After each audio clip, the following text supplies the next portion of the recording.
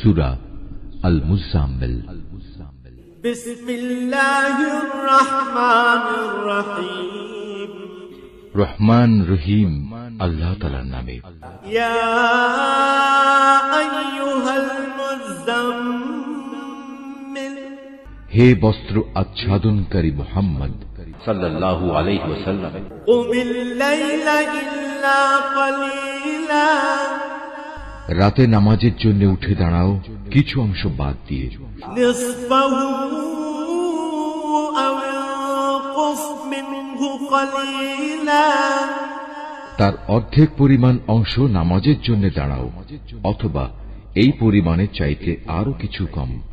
আও জিদ আলাইহি ওয়া রাত্তিলিল কুরআন তারতিলা, আবার চাইলে এ পরিমাণ তুমি বাড়িয়েও দিতে পারো, আর তুমি কোরআন তেলাওয়াত করো থেমে থেমে।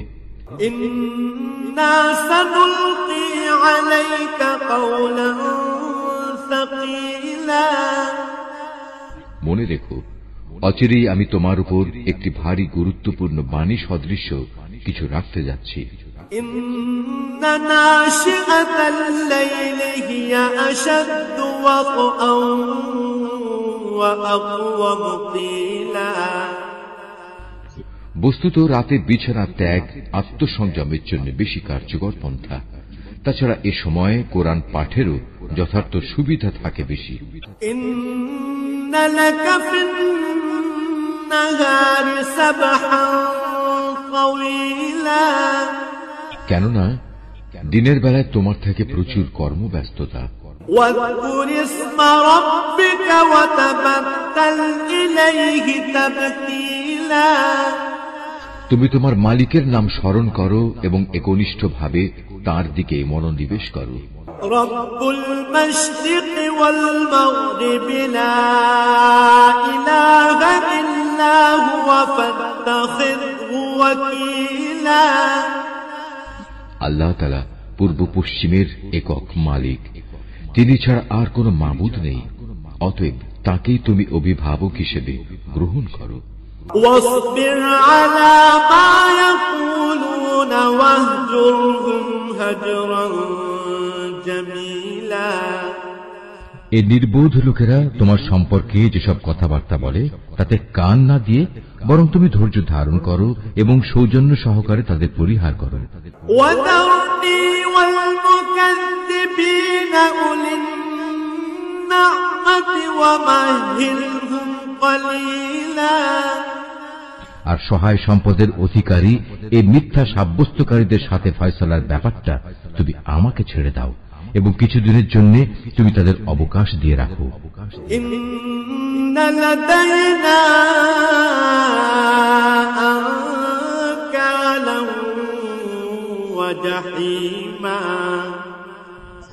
নিশ্চয়ই আমার কাছে এ পাপীদের পাকড়াও করার জন্য শেকল আছে, আছে আযাব দেওয়ার জন্য জাহান্নাম।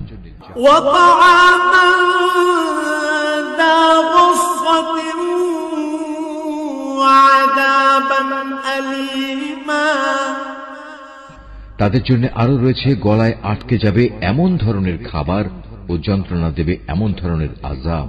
ইয়াওমা তারজুফুল আরদু ওয়াল জিবালু ওয়া কানাতিল জিবালু কাসীবাম মাহিলা,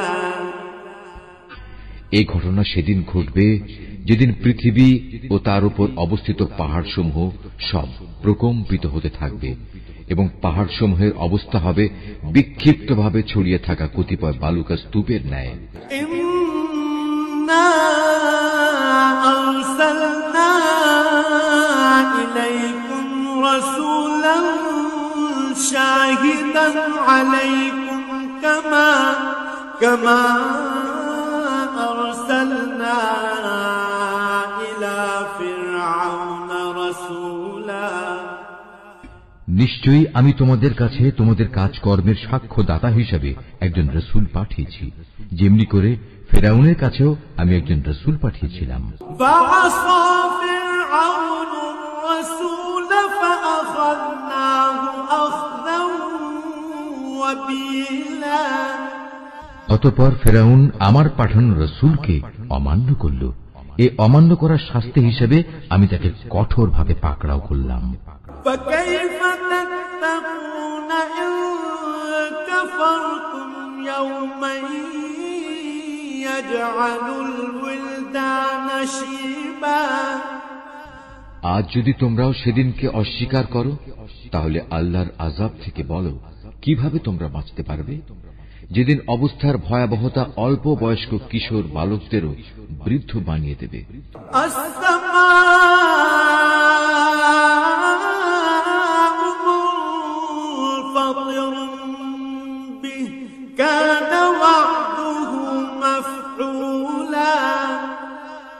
সেদিন আসমান ফেটে ফেটে পড়বে, এ হচ্ছে আল্লাহর প্রতিশ্রুতি, আর তা সংঘটিত হবেই।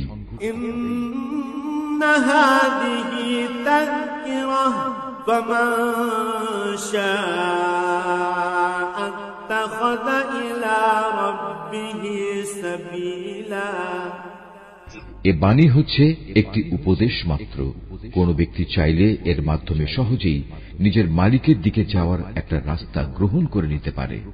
ইন্না রাব্বাকা ইয়া'লামু আন্নাকা তাকুমু আদনা মিন থুলুসাইল লাইলি ওয়া নিসফাহু ওয়া থুলুসাহু ওয়া তা'iফাতুম মিনাল লাযীনা মা'াক والله يقدر الليل والنهار علم أن لن تحصوه فتاب عليكم فاقرؤوا ما تيسر من القرآن علم أن سيكون منكم مرضى وآخرون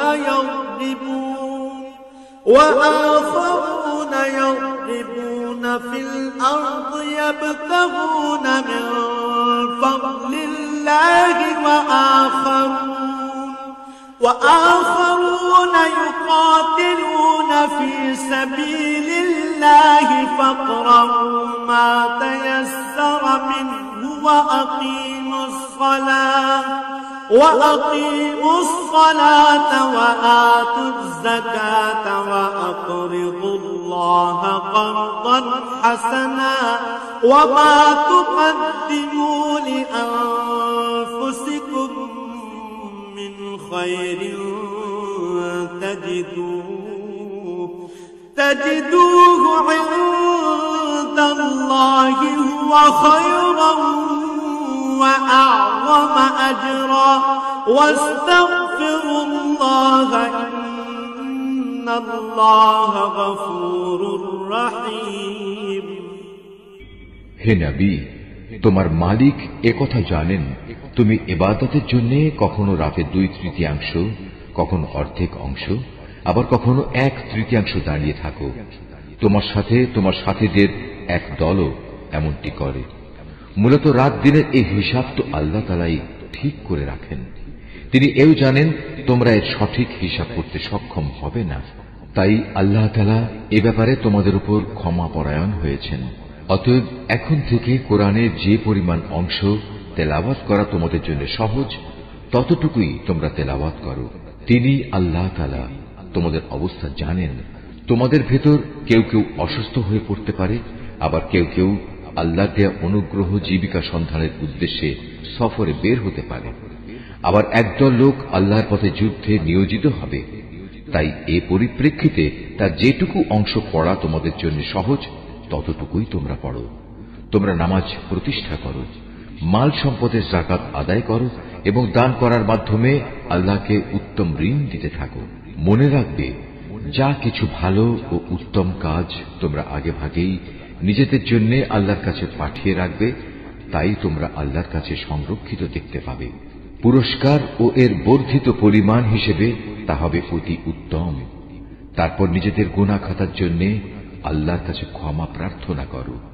নিঃসন্দেহে আল্লাহ তাআলা অতীব দয়ালু ও অধিক ক্ষমাশীল।